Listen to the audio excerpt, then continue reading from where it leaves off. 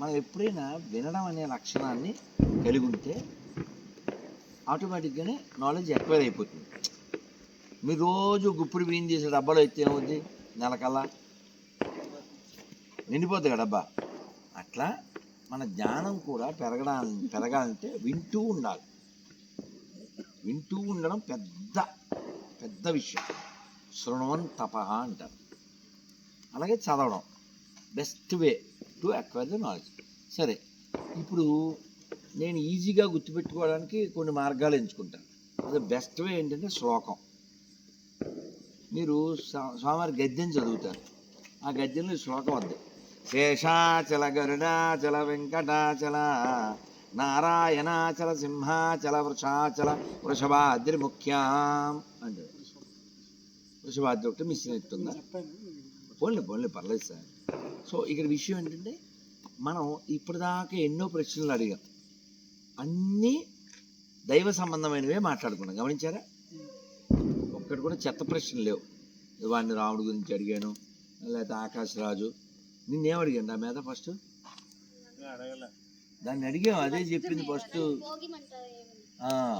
అది ఓకే. మనం ఇలా కూర్చున్నప్పుడు మామూలుగా కబుర్లు చిట్చాటింగ్ చేస్తుంటాం, అక్కర్లేని విషయాలు, లేదా ఖాళీ కూర్చుంటాం. కానీ వాస్తవానికి కాలాన్ని ఎప్పుడు అలా గడపకూడదు. కాలో గచ్చతి ధీమతాం అన్నారు. అంటే కాలాన్ని సరిగా గడిపేటువంటి వాడు బుద్ధిమంతుడు. బుద్ధిమంతుడు ఎలా కాలం గడుపుతారని ఒక శ్లోకంలో చెప్పారు. ప్రాతకాలే ద్యోతక్రీడ అన్నారు, మధ్యాహ్నే స్త్రీ ప్రసంగ, రాత్రౌ చోర ప్రసంగేన కాలో గచ్చతి ధీమతాం. అంటే అంటే పొద్దున పూట ద్యోతక్రీడ అంటే మన భాషలో వెళ్తే పేకాట అనాలి. జోదం, దానికి సంబంధించింది గడపాలి అన్నారు. మధ్యాహ్నం స్త్రీల గురించి, రాత్రిపూట దొంగతనాల గురించి.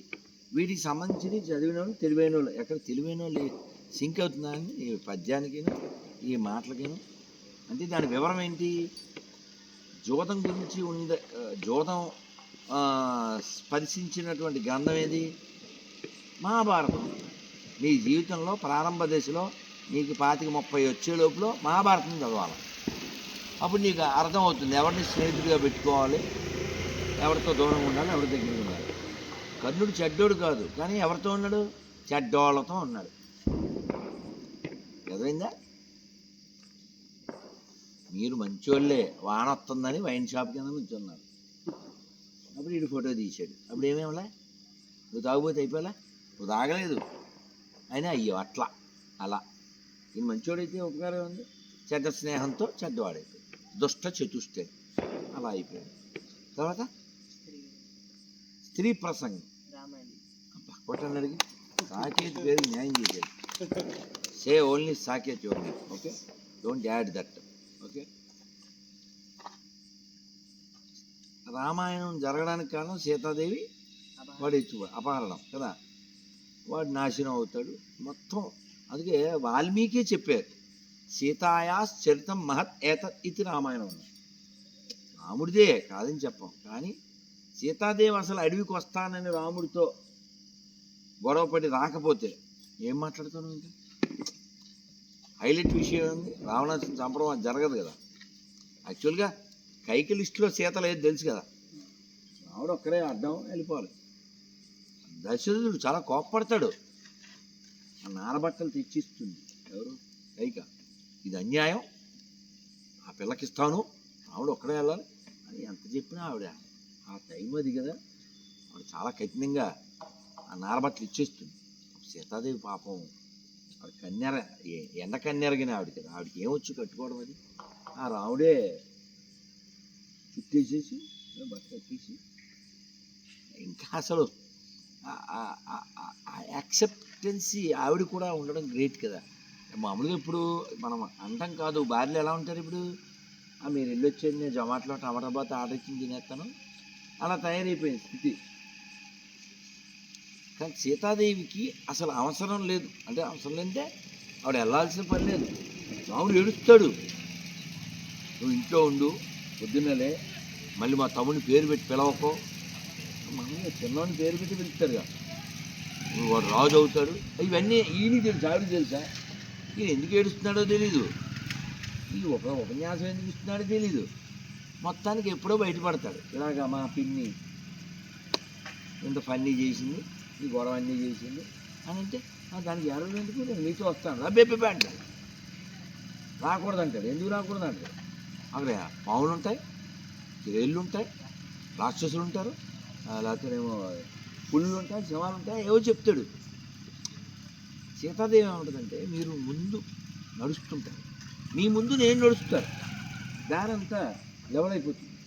ఇప్పుడు ఋషులు దర్భలు అవి కోస్తారు, మొత్తం గోయిరుగా కొంచెం వదిలేస్తారు, అవి గుచ్చుకుంటాయి. అంటే నేను అవన్నీ సెట్ చేస్తాను. ఆవిడ ముందు నడుస్తాను అనడం అంటే అర్థం ఏంటి? రామాయణాన్ని ముందుకు నడపడం. ఆవిడ రాకపోతే ఇంకేం నడుస్తుంది? అందుకని సీతమ్మ వారి ప్రధానమైనటువంటి స్త్రీ ప్రసంగం రామాయణం చదవాలి జీవిత మధ్యంలో. తర్వాత ఏంటి? దొంగతనాలు. ఎవరు చేసి దొంగతనాల్లో? అది ఆన్సర్. అమ్మా ఏం పేరు మీ పేరు? అబ్బా పేరుకి న్యాయం చేశారండి. కొట్టం ఆవిడ గిఫ్ట్ ఇస్తే కానీ మనం షిఫ్ట్ అవ్వకూడదు, ఆ తర్వాత కానీ లిఫ్ట్ ఎక్కకూడదు. చూసా? ఇప్పుడు చోర అంటే దొంగతనం కదా. మరి కృష్ణుడు ఏం దొంగతనం చేసేవాడు? అవందరికీ తెలుసురావయ్యా. ఆయన దొంగతనాన్నే దొంగతనం చేసేవాడు కదా, అవునే కదా. ఎవరైనా దొంగోడు ఇంటికి రావాలని కోరుకుంటారండి. కానీ ఆ ఊళ్ళో అందరూ కృష్ణుడు మా ఇంటికి వస్తే బాగుండు, కృష్ణుడు మా ఇంటికి వస్తే బాగుండు అందరూ కోరుకున్నారు. మనం పైకి చూసేది కాదు కదా చూద్దాం. అందుకని ఆ దొంగ గురించి మనం చెప్పుకుంటే మన లోపల ఉన్న పాపాన్ని ఆయన దొంగిలిస్తాడు. అర్థమైందా? కృష్ణుడు ఓ రోజు వాళ్ళ అమ్మ చిలుకుతుంది వెన్న. చిన్నోడు ఒక 5-6 ఏళ్ళు ఉంటాయేమో. ఏంటమ్మా నువ్వు, నాన్నగారు పర్మిషన్ పెట్టచ్చు కదా, ఎప్పుడు నువ్వే చిలుకుతావేంటి అన్నాడు. అమ్మకి ప్రేమ కదా, యశోద మరి ఇలా అని మా ఆయనే పోలేనా నువ్వు పెద్ద అయ్యాక అలాగే చేతిగాని లేరా అని అంది. అమ్మ నువ్వు తప్పుకో, నేను జరుగుతాను అన్నాడు. ఈయనకి ఎంత చేతులు ఉంటాయండి? దీనికి ఇంత ఉంటాయి, బిస్కట్ అంత చేయి ఉంటుంది. ఆ తాడేమో పెద్దది, మామూలు కవ్వం కాదురా, పొడుగు కవ్వం, గోడకి ఉంటుంది కదా, తెలిసి ఎప్పుడైనా చూసా? ఇంకో చిన్న కవ్వం కాదు, పెద్దది. రెండు తాళ్ళు ఇట్లా పట్టుకోవాలి, ఇలా ఇలా అనాలి. ఈయన పట్టుకున్నాడు, వాళ్ళ అమ్మ తప్పుకుంది, చూద్దాం వీడు ఏం చేస్తాడు. ఈయన ఎప్పుడైతే ఈ తాళ్ళు పట్టుకున్నాడో పై లోకాల్లో కలకలం బయలుదేరి. అప్పుడే శివుడు పార్వతీదేవితో అలా ఆయన వాహనం, ఏం వాహనం ఆవిడది, ఆయనది, ఆవిడ సింహం, అయిందేంటి నంది మీద బయలుదేరాడు.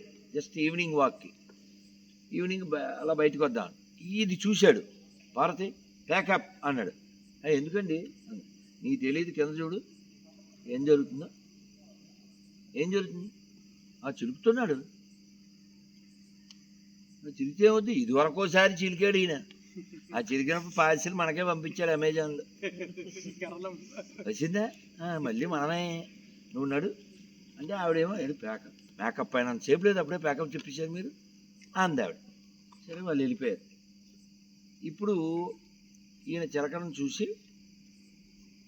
వాసుకి సర్పం, అప్పుడు పాల సముద్రం చిరికినప్పుడు ఏ తాడు వాడారు? వాసుకి పాము. అప్పుడు ఆయన చూసి ఈయన దీన్ని 2-3 తిప్పులు తిప్పుతాడు, అబ్బే ఎక్స్పీరియన్స్ తాడు ఉంటుంది, తీసుకురండి రెడ్డి గారు అంటాడు. అప్పుడు తిప్పినప్పుడు ఇంకా నొప్పులు తగ్గలేదు అని ఆయన భగవంతుడు అనుకున్నాడు. ఇంకెవరు డ్యాన్స్ చేస్తున్నారు దేవతలు. ఎందుకు డ్యాన్స్ చేస్తున్నారు? అసలు స్వామివారు చిలుకుతున్నారంటే కొత్త వ్యాక్సిన్ మన కోసమే. మరి ఇదివరకు చిలికింది ఎవరి కోసం?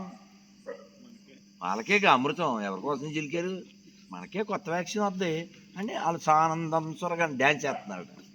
ఒక్క ఆవిడ మాత్రం ఇలా చూస్తున్నాడు. ఎవరెవడే? లక్ష్మీదేవి. సా సూయం కమలాలయ. ఆవిడ కోపంగా చూస్తుందంట. ఆవిడకి ఇది కోపం ఇంకొక ఆవిడ వస్తుంది. అబ్బా ఏం పేరు నాన్న పేరు? సురేష్. ఏంటన్నా ఆయనకి 2 వీరతాలు అలా పట్టుకోవాలి. బొంద ఊరి కూర్చుని కబుర్లు చెప్పడం కాదు, అలా పట్టుకోవాలి. నిజమే కదా ఆయన చెప్పింది. ఆవిడ ఎక్కడి నుంచి వచ్చిందండి? మళ్ళీ చిలికితే వస్తే మరి ఆడది ఎక్కడన్నా ఒప్పుకుంటుందా అండి? చెయ్యి నరికినా ఒప్పుకుంటుంది, కానీ ఇంకొక దాన్ని తీసుకొస్తే ఒప్పుకుంటుంది ఏంటండి? భారత ఇస్తే అసలు ఒప్పుకోదు. ఆవిడ ఎలా చూస్తున్నాను, నేను బాగానే ఉన్నాను కదా, అయినా వాళ్ళ అమ్మగారు చిలుక్కుంటున్నారు ఈయనకి ఎందుకండి అని ఆవిడ చూస్తున్నారు. కానీ నిజం ఏంటంటే వాస్తవంగా అసలు ఆయనకి ఏ ఉద్దేశాలు లేవు. అది నిజంగా వాళ్ళ అమ్మ కోసమే ఆయన తోడబట్టుకున్నాడు. వీళ్ళు ఊహించుకున్నారు అసలు. అందులో అసలు ఆయనకి వీళ్ళు ఊహించడం ఏమీ లేవు. అంటే ఇక్కడ అర్థం ఏంటంటే కృష్ణుడు అంత లొంగిపోయాడు వాళ్ళ అమ్మకి. నోరు తెరుస్తారా? ఏం చూసింది వాళ్ళమ్మ? మొత్తం బ్రహ్మాండం చూసిందా? ఇప్పుడు ఆవిడకి డౌట్ వస్తున్నారు, ఏంటి మా పిల్లోడి నోట్లో ఇన్ని ఉన్నాయా? ఆవిడ కూడా కనపడింది అందులో. మరి ఇప్పుడు ఆవిడ ఆ మబ్బు విడిపోతే అయ్యి బాబు మా పిల్లోడు దేవుడు అంటే ఇంకేం ప్రేమిస్తుంది? అందుకని కృష్ణుని ఏం చేశాడు? మాయ చేశాడు. ఈవిడ లోపల డైలామాలో ఉంది. పాల సముద్రం, అవతారాలు, గోపురం, పిల్లోడు, నేను, అలా మొత్తానికి అల్లా మాయ చేసి గొంతులో అంత చూసిన ఆవిడికి కొన్ని పాలు మిగిలిపోయినట్టు కనపడింది. పాల సముద్రం చూసిన ఆవిడికి పాలు, కొన్ని గొంతులో పాలు కనపడ్డాయి. పిచ్చిదాన్ని ఏమిటో అనుకుంటున్నా, పిల్లోడికి నిన్న పాలు అరిగినట్లేవు. మీరు అక్కడ తీసుకొచ్చాడు ఈయన. ఏం నిజమేంటి? నిజమదే మొత్తం సినిమా చూపించాడు, అది మర్చిపోవాలి ఇప్పుడు. లేకపోతే మళ్ళీ నా కొడుకు అనుకోదుగా. శశోతకి ఎంత ప్రేమ అంటే సాత్లూరు వారు అంటారు, ఇప్పుడు ఎవరైనా 5-6 ఏళ్ళు వచ్చిన వాళ్ళు ఎత్తుకుంటారండి ఎవరిని? అది ఈయనంతా పాలు మేగలితేనే బొద్దుగా ఉంటాడుగా. ముద్దుగారే యశోద ముంగెట ముత్యము వీడు, బొద్దుగా లేకపోతే ముద్దు ఎందుకు వస్తాడు? ఇలాంటి ఆయన ఎవరైనా 5-6 ఏళ్ళు వచ్చిన వాళ్ళు ఎత్తుకుంటే ఆయుష్ వద్దారా అదండి ఎవరికైనా. ఎవరో అలాంటి ఆవిడ కృష్ణగీతలు అంటే ఆవిడ ఎందుకమ్మా దించమ్మా, పిల్లడు ఆడుకుంటుంటాను, ఊరికి ఆయుష్ పడుతుంటాను అనేస్తారు కదా చుట్టుపక్కల వాళ్ళు. యశోదకి ఎంత బాధ అంటే, అబ్బే పిల్లోడేం పెద్దోడు అవ్వలేదండి, నాకే ఒంట్లో బాగోక కొంచెం ఆయుష్ పడుతుంది. ఇది కవరింగ్. ఎవరికి రాదు ఆయుషం? ఎవరికైనా ఆయుషం వస్తుంది. అంటే యశోదకు ఉండే ప్రేమకి భగవంతుడు అంత మైమరిచిపోయాడు. కాబట్టే మనం ఎప్పుడూ భగవంతుడిని తండ్రిగా భావిస్తాం, తల్లిగా భావిస్తాం. అందుకని డాడీ మ్యాట్నీకి వెళ్ళాలి డబ్బులు అనే ఆ టైపులో అడుగుతుంటాం కదా. కానీ వాస్తవానికి భగవంతుణ్ణి అలా ప్రేమించడం, అలా భక్తి కలిగి ఉండడం నాట్ ఎగ్జాక్ట్లీ. భగవంతుడు నువ్వు పిల్లోడు అనుకో, అప్పుడు నేనేం చేయాలని ఆలోచిస్తాను కదా. ఏం అడగాలంటే అందులో ప్రేమే ఉందిరా. అవునా? ఇస్తే ప్రేమ, తీసుకుంటే ప్రేమ. కాబట్టి మనం ఏం ఇవ్వగలం రా భగవంతుడికి చెప్పండి. మనం ఇవ్వగలిగిన వాటిల్లో గొప్పది మన టైము. ఆ కాలం ఆయనే. అందుకని కాలాన్ని వ్యర్థం చేయకుండా మంచి విషయాలు మాట్లాడుకుంటూ లేదా ప్రశ్నలు వేసుకుంటూ. ఇప్పుడు 7 కొండలు ఎన్ని అడిగాం, ఓ ప్రశ్న వచ్చింది. వెంకటేశ్వర మాంగారు ఎవరు, ఓ ప్రశ్న వచ్చింది. ఇదంతా కాలాన్ని సద్వినియోగం చేయడం. అలా ఎవరు లేరు, నువ్వు ఒక్కడే ఉన్నావు, చలిమంట, భోగిమంట, కూర్చుని హరే కృష్ణ అందరూ చెప్పండి. హరే కృష్ణ హరే కృష్ణ కృష్ణ కృష్ణ హరే హరే, హరే రామ హరే రామ రామ రామ హరే హరే. గోవిందా. 3 ఎప్పుడూ మర్చిపోకండి. చదివేది, వినేది, జపించేది 3 మర్చిపోకండి. అప్పుడు మన 3 ఎప్పుడు పాడైపోదు. ఎవడో తిడతాడు, యా తవని ఏదో అనేసాడు, మనకు వచ్చేది బీపీ. 9వ తరగతి అబ్బాయింది, ఇదే తిరుపతిలో. ప్రభాస్ అంత పొడుగై ఉండేవాడు, కానీ రైలు ఎక్కి దూకేశాడు. ఎందుకు దూకేశాడు? స్కూల్లో కొట్టారు. స్కూల్లో కొట్టారు, వాళ్ళ నాన్న కొట్టారు. వీడు క్రికెట్ ఆడుతున్నాడు, వాడు అవమానం ఫీల్ అయిపోయాడు. అందుకని ఎప్పుడైనా అమ్మ కొట్టినా, నాన్న తిట్టినా, లేకపోతే ఇంకెవడో అవమానించినా మీరు ఎప్పుడు కుంగిపోవద్దు. అబ్బా అన్నా నువ్వు తోపన్నా అంటే పొంగిపోవద్దు. ఎప్పుడు ఒకలా ఉండండి. ఒకలా, అది స్థితప్రజ్ఞత. ఆ ఒకలా ఉండాలంటే కొంచెమైనా మనం భగవద్గీత చదవాలి. భగవద్గీత శ్లోకం చెప్పుకుని వెళ్ళిపోదాం. చెప్పులు తీసే మాత్ర మాత్ర మాత్ర మాత్ర స్పర్శాస్తు స్పర్శస్తు కౌంతేయ కౌంతేయ శీతోష్ణ కృష్ణ సుఖదుఃఖద ఆగమ ఆగమ పాయినో ఆయనో నిత్యాం నిత్యం స్థాం స్థాం స్థితిక్షస్వ విశ్వస్వ భారత. భారత శ్రీమద్ భగవద్గీతకి జై. ఈ శ్లోకానికి అర్థం ఏంటి? ఎండాకాలం వస్తుంది, శీతాకాలం వస్తుంది, మనం ఏడవం కదా. దీనికి ఏదో చలికాలం కాబట్టి మంట దగ్గర కూర్చున్నాం. మేలేంలో కూర్చుంటావా? అప్పుడు ఏసీ దగ్గర కూర్చుంటాం. మారితే ఏడవట్లేదు, ఏదో మార్పులు చేసుకున్నాం. అలాగే జీవితంలో సుఖం దుఃఖం కూడా వస్తాయి. టాలరేట్ టాలరేట్ భగవద్గీతలో అతి ముఖ్యమైనది టాలరేట్. లెర్న్ టు టాలరేట్ అంటాడు కృష్ణుడు. చెప్తుంటే అర్థం కావట్లేదు, అలా అండవు. భరించడాన్ని నేర్చుకో అంటాడు. నేను అందుకని జీవితం ఎప్పుడూ ఒకలాగే ఉండదు. మా అపార్ట్మెంటు, మా డిపార్ట్మెంటు, మా కంపార్ట్మెంటు అలాగే ఉండదు. ఎప్పుడూ ఏదో ఒకటి అవుతుంది. Be prepared and be cool and depend on the lord. Hare Krishna. Thank you very much. Gift ఎవరికి వాళ్ళు వచ్చేయండి. గిఫ్ట్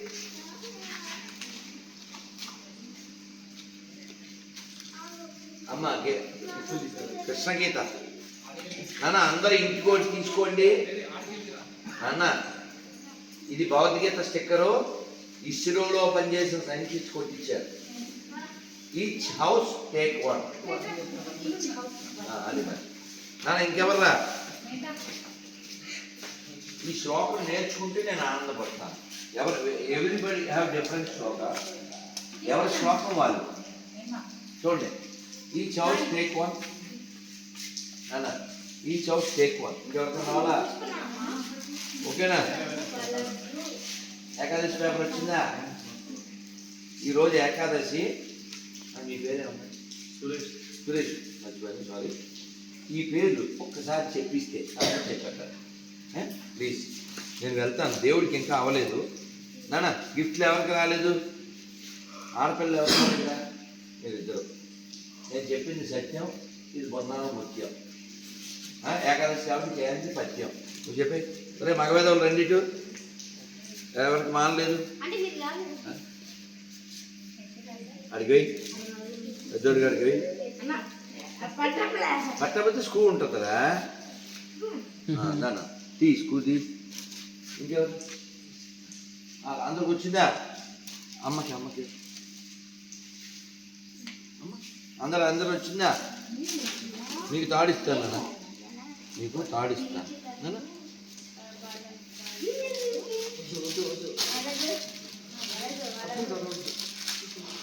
రెడ్డి ఆ బ్యాగ్ ఏది? అంతే తెల్ల సంచి అద్ద గురు దాన్ని కింద పెట్టిన ఇక్కడ ఉందా? Okay okay.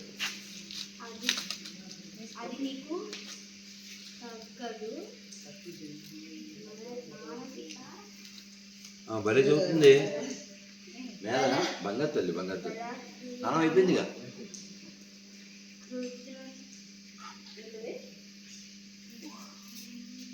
అమ్మయ్యా సరిగా ఒప్పుకున్నానా? రైట్ నానా, రైట్ నానా. పిల్లలు నేను చెప్తానే మేడ విరుగుతున్నానా? ఒక్క మొక్క చెప్పు.